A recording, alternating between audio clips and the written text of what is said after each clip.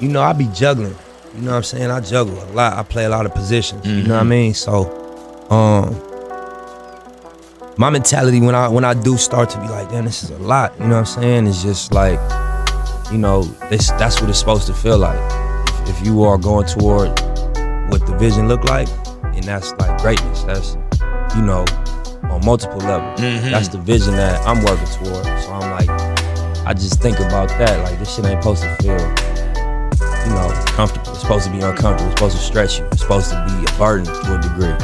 And you gotta, you know, wrap your mind around that and accept it and embrace it. And you catch the wisdom off of that. You know what I mean?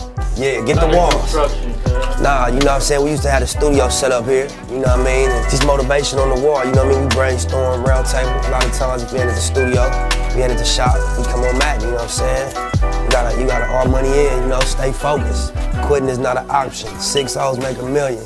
Big money only. You know, talk about it, be about it. You know what I mean? How hard are you really going? Different things that you wake up to, you know what I mean? When you're on this marathon. Words is powerful, you know? And I think that the ability to articulate, you know, you can really impact people. I think as human beings, everybody has a natural gift and a natural passion, but then you go outside and you get influenced and you feel pressure from what's going on outside. And so, you know, I read one time, like, would you rather be at war with yourself and at peace with the world, or at peace with yourself and at war with the world? Man, most important thing, number one, is you gotta get rid of doubt. If you got doubt in what you're doing, it's not gonna work. You know what I'm saying? And the way to do that is you have a plan. Because if you got a plan, it's not like just a pipe journey. You have a step-by-step list of things to do to get to your goal. If you don't have that, it's very hard to really have faith in what you're doing. Because as soon as something pop up, it's gonna look like the end all. But if you got a game plan of everything you need to do, you know, one thing pop up, well, I still gotta do this, and that, so this ain't gonna stop me. You know what I'm saying? Another thing pop up, well, shit, I accomplished this 2 things. Since my last obstacle, I only got 3 more things to do. Let me keep pushing, fuck it.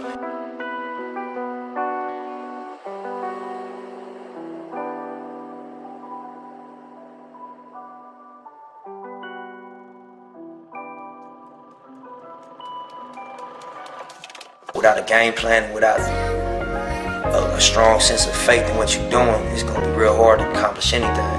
And I know, you know, it's a lot of obstacles out here. Family, baby mamas, the legal system, trouble with the law, you know, your homeboys being involved in the crab in the bucket syndrome, where, you know what I mean, you make moves and it's starting to make your way out. People start trying to attach themselves to it and really become weight, you know what I'm saying, extra weight.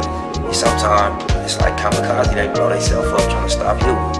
So, you know, you gotta have faith in what you're doing and not take no for an answer. You'll get it. It'll be a long run, but you'll get it, for sure. You gotta go hard, you gotta believe in yourself, you gotta have a sense of humor. You know that bullshit is gonna happen. You can't be too serious about it, too emotionally affected when bullshit happens. You have to just stick to the script, believe, have overwhelming confidence, be your own biggest fan, your own biggest believer, and put it on your back and carry the weight. Number one, you know, I just feel better, homie. I sleep better, you know what I mean? I got a level of like, I'm at peace with what I'm doing. I feel good about what I'm waking up doing and about my lifestyle. At one point, I wasn't proud of my lifestyle. You know what I'm saying? I wasn't content with what I was doing on a day-to-day basis. I wasn't happy with that. So it was eating at me. Even though I'd be on the surface, cool and straight, deep down I knew that this wasn't the direction of what I need to be doing. Now I wake up with the feeling that I'm going in the direction that I'm here for. Like what I'm on this planet for, I'm doing it. When you don't have resources, you in survival mode. You know, so being in survival mode automatically rules out a lot of things. Because you don't care about morality, because you don't experience morality. You experience, you know, the need to survive. You don't experience, you know, fairness. You don't experience planning for the future. You just experience my ribs touching. You know what I mean? And it's better me than you. And you know, it's a survival instinct that kick in. So I think once you get out of the survival mode, your morals come back closer to your daily decision making. You start thinking about what's right, what do I believe in. But until you get out of survival mode, you ain't got time to be worrying about right and wrong. You worrying about bottom line. You know what I mean? By any means necessary. So I think that economics is the answer. Empowering people economically is how you really, really impact. But I don't know if it's about dropping a bag of money in the hood. I think it's about impacting culture in a way that, you know, the mentality changes. I couldn't make a blanket statement to just the young people doing dirt. I don't think that's honest. You know what I mean? It's context for everything. Nothing happens in a vacuum, you know? But I would say that, you know what I mean, you're gonna lay in the bed you make. You're not gonna get away with nothing in terms of the energy. You know what I mean? You might beat the camera or the police. They might not catch you for what you're doing, but the energy is always gonna return to you. So when you just living in this cycle of being negative all day and just putting out negativity and that's the only energy you putting out, it's gonna return to you in a different form than you put it out in. So I would just say, you know, master your energy. Do your best to master your energy and what you put out, you know, and unless that's what you want, you know, because you entitled to whatever you want to create, whatever experience you want to create for yourself. But if you're tired of that shit, adjust the energy. You know what I mean? As best you can. Adjust what you wake up thinking and what you say. And then lastly, what you do. And that's not an easy thing to do because it's such a pressure in these areas to just go by the way things are.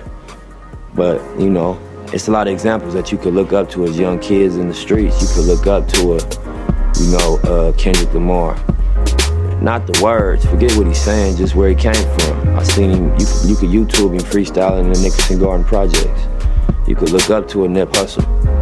You know, you could look up to any one of these guys that came from this hopelessness and you know, wiggled their way through it. You know what I mean? And you could reverse engineer what they did. You know, look at the steps, what happened. I think, you know, thoughts is powerful in all facets. Cause even my career, even my life, you know, things end up turning out exactly how I visualized them. Not in this time frame I expected. You know what I'm saying? You always want shit to happen overnight. But, you know, I just had clear visions. You know, obviously outside of my girl, I just mean the music and hustling and just how I grew myself as an adult when I was a young dude coming up. And your thoughts powerful. That shit, you know, come to life if you stick to your script.